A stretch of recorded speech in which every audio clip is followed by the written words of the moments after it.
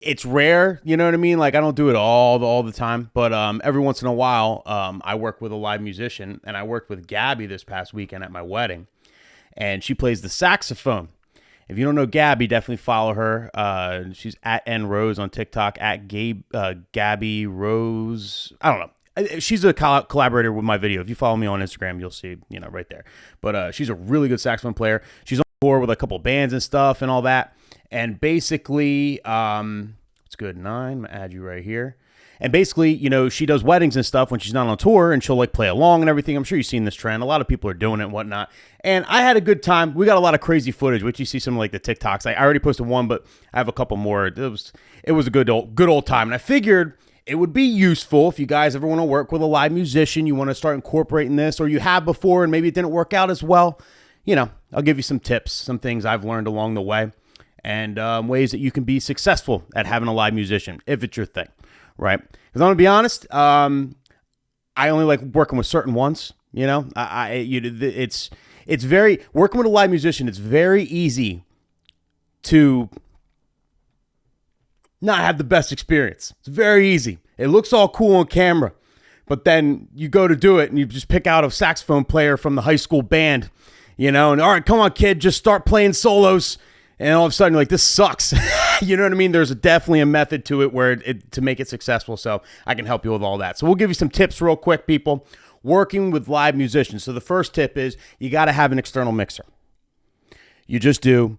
I guess you could technically, because like the live musician, they all use microphones, right? So they have wireless, like almost like a lav mic, and they stick the mic in the big fat horn part, and then that's how it picks up the sound. You know what I mean? Obviously, she's not like carrying around a wire. You don't want to use an external. I guess in your SZ2 you can toss her on the on channel 3. With an RCA. Adapted to a 1/4 inch, adapted to an XLR, adapted to the. You could rig it. You could try that, or you could just get a fucking external mixer and do it the right way. Trust me, it's worth it. If you're not DJing without an external mixer, I talk about this all the time. It's a necessity. You got to look at, it's not just with instruments, your controller, your mixer, your turntables, that is an instrument. That shouldn't be the main mixer going out to the speakers. Like your controller is the instrument. You should be running that through an external mixer. Then, you EQ everything out. You level everything with the external mixer. You're going to have better preamps on there. Your mic's going to sound better and louder. Your music's going to sound clearer and louder. You're going to get the best possible sound out of your speakers overall. And you'll have an extra channel. If you ever want to add a live musician, easy peasy. They can literally EQ it themselves. For her, she had her own mixer too. So I just ran her out flat and that was it. But it's just good to have it regardless. So make sure you have an external mixer if you're going to work with someone like that, or at least bring it for that day.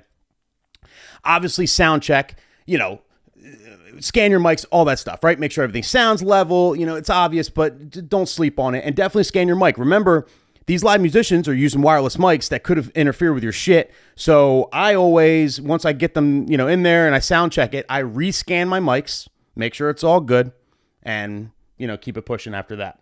So very, very important. And I'm going to I see a question about my intro graphics. I was just thinking while I was showing here, in the show, I was like, maybe it kind of would be I'll just kind of show you guys how I do all my shit one of these days, like how I produce the show. It's actually way simpler than you think. I never really was motivated to show you guys how it works because when you see it, you're like, oh,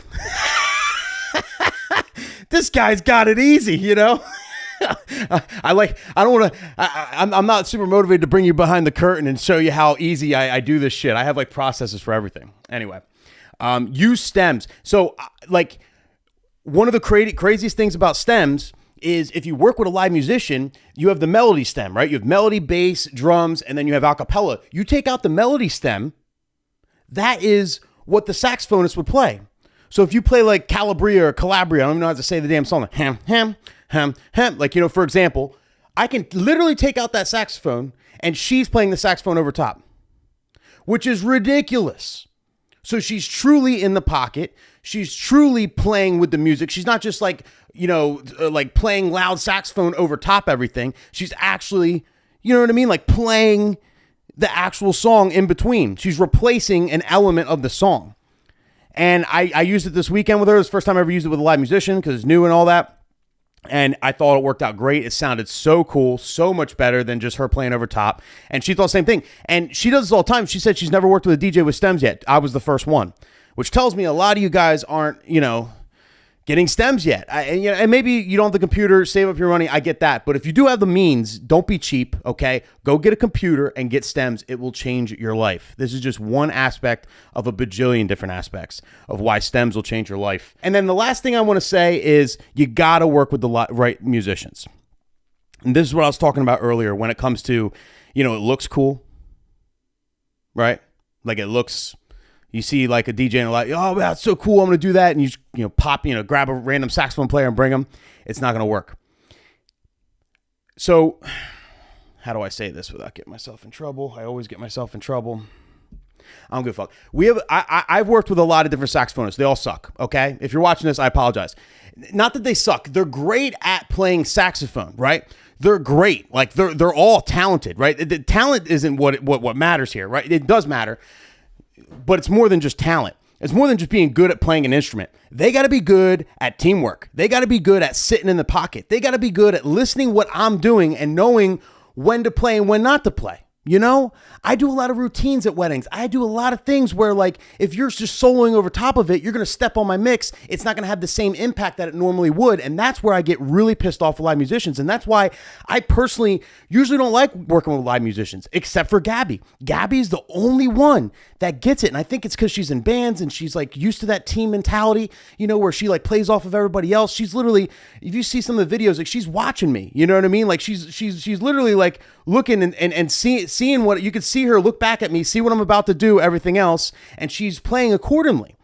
And I think that's so, so important. And it's so hard to find because I've only found one person, her. That's it. I've worked with like 4 or 5 other saxophonists and all they do is fucking solo and wear sequin vests and shit. It's whack. And you know what happens when they do that? When they're super loud and they solo over top of everything?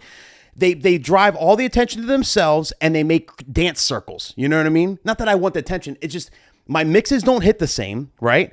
And then they create these huge dance circles where everybody just stands around and is like, wow, look, he's playing good saxophone. And it's cool at first, right?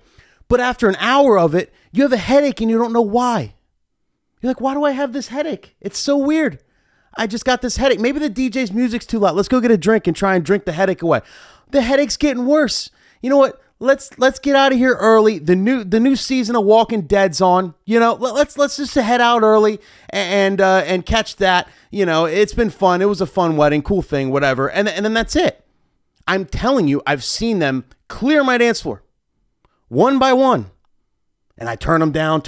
It's a battle. Just listen. You got to get the right musicians. Okay. When it comes to percussionists, things like that, as long as they, they're on beat and they can play, then that doesn't matter. It's really just like the saxophonists. Things like that are going to like play, a melodic sound over top of music, any of that, if you're into, I don't know, what's another instrument like that? An accordion, I guess. If you got an electric accordion you're playing with at the wedding, that could be a factor. They got to know how to play in the pocket. They got to know how to do the teamwork. It's very, very, very, very important. So yeah, those are my tips for that, Find the right musician. That's like the hardest part. But beyond that, do everything else I said. You should be fine. Hope if you guys are into it, hopefully you can add it to your thing, add it to your repertoire, and have a grand old time. Because I had a blast last weekend. Oh my God. So much fun. So much fun. I couldn't stump her. I was playing the most random shit. I'm like, all right, we'll play this. And she fucking knew it. So I think she could just like hear the notes and like play them. Like, you know what I mean? Like musician. Like, I think there's no way she knew every song. It was like impossible. But she's like, oh wait, that's a C. And then just plays it. You like my Pokemon cup? Got to catch them all.